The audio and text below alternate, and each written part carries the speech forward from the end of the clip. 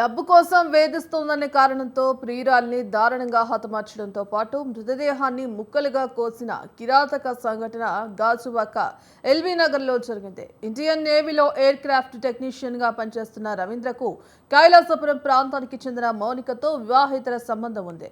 ఈ క్రమంలో రవీంద్ర భార్య పుట్టింటికి వెళ్లడంతో ప్రియురాలు మౌనికను తన ఇంటికి రమ్మని పిలిచాడు.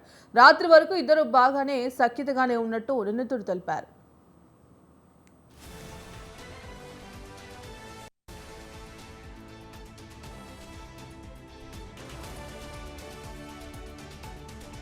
అర్ధరాత్రి దాటిన తర్వాత వారిద్దరి మధ్య చిన్నపాటి వాగ్వాదం జరిగిందని, క్రమేణా అది పెద్దది కావడంతో కోపాద్రికుడైన రవీంద్ర ఇంట్లో ఉన్న కత్తితో మౌనికను పొడిచి చంపేశాడు. అంతేకాకుండా మృతదేహాన్ని 2 ముక్కలుగా నరికి సగభాగాన్ని ఫ్రిడ్జ్లో పెట్టేశాడు. మరో భాగాన్ని మూట కట్టి ఇంట్లోనే ఓ మూలన ఉంచాడు. అనంతరం నేరుగా పోలీస్ స్టేషన్కు వెళ్లి తాను చేసిన నేరాన్ని వివరించి లొంగిపోయాడు. పోలీసులు ఘటనా స్థలానికి చేరుకొని వివరాలు సేకరించారు. నిందితుడు రవీంద్రను అదుపులోకి తీసుకుని దర్యాప్తు చేయగా తనను మౌనిక డబ్బు కోసం తీవ్రంగా వేధిస్తోందని, తట్టుకోలేక హతమార్చారని అంగీకరించారు. గాజువాక పోలీసులు కేసు నమోదు చేసి దర్యాప్తు చేస్తున్నారు. ఇదే అంశానికి సంబంధించి కంప్లీట్ అప్డేట్స్ మా ప్రతినిధి సూర్యప్రకాష్ ఫోన్ ద్వారా అందిస్తారు.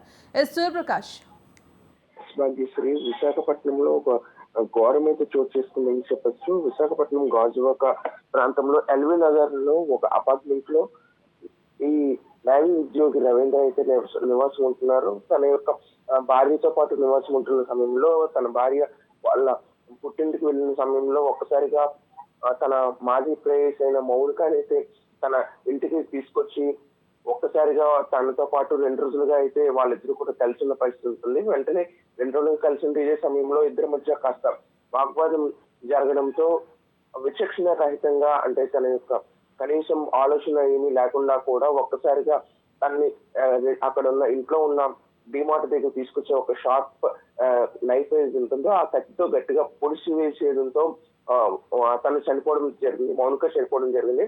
చనిపోయిన తర్వాత కూడా తనని బయటికి ఎలా తీసుకెళ్లాలనే భయంతో ముక్కలుగా కోసివేసి ఒక పార్ట్ అంతటిని కూడా ఫ్రిడ్జ్ లో పెట్టి మరో పార్ట్ అంతా కూడాను ఒక సంచిలో పెట్టి బయట పారేద్దాం అనే అయితే ఆలోచనలో ఆ క్షణంలో ఆ విధంగా చేశాడు. కానీ తర్వాత ఇదంతా కాసేపు అయిన తర్వాత తేరుకున్న తర్వాత ఇంత ఘోరానికి ఒడిగట్టాననే ఉద్దేశంతో చాలా భయంతో అక్కడ ఉన్న స్థానికంగా గాజువాక పోలీస్ స్టేషన్ కి చేరుకొని తను చేసిన తప్పునైతే పోలీసుల ముందు చేసిన తప్పునైతే ఈ విధంగా జరిగిందని చెప్పేసి అక్కడ లొంగిపోయిన పరిస్థితి కూడా ఉంది.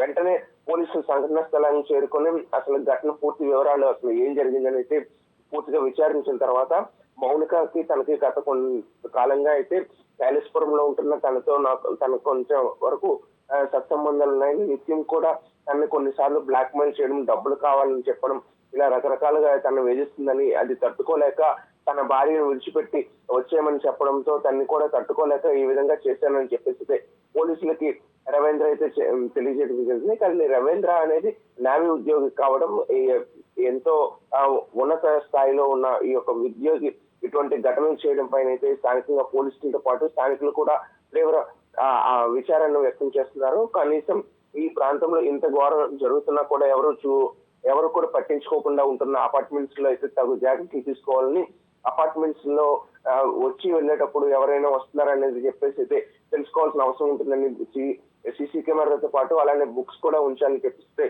పోలీసులు హెచ్చరిస్తున్న పరిస్థితి ఉంది. మౌనికకి ప్రస్తుతం 29 సంవత్సరాలు. ఈ కైలాసపురం శాలిగ్రామం ప్రాంతంలో అయితే ఆమె ఇప్పుడు నివసిస్తుంది. తనని రమ్మని చెప్పగానే తను మొన్నగానే ఈ శనివారం సాయంత్రమే వాళ్ళ ఇంటికి వెళ్ళడం జరిగింది. ఇక్కడ ఎల్వి నగర్ లో అపార్ట్మెంట్ కి చేరుకొని శనివారం నుండి నిన్న సాయంత్రం వరకు అక్కడే ఉండి గత రాత్రి విచక్షణ రహితంగా తను చనిపోవడంతో కుటుంబ సభ్యులు సైతం కూడా ఆవేదన చెందుతున్నారు. ఇదే విధంగా రవీంద్ర భార్య కూడా సంఘటన స్థలానికి పూర్తిగా విషయం తెలుసుకుని అక్కడి నుండి కూడా ప్రెసెంట్ గాజువాక అయితే వచ్చిన పరిస్థితి కనిపిస్తుంది. Right, thank you Suryaprakash.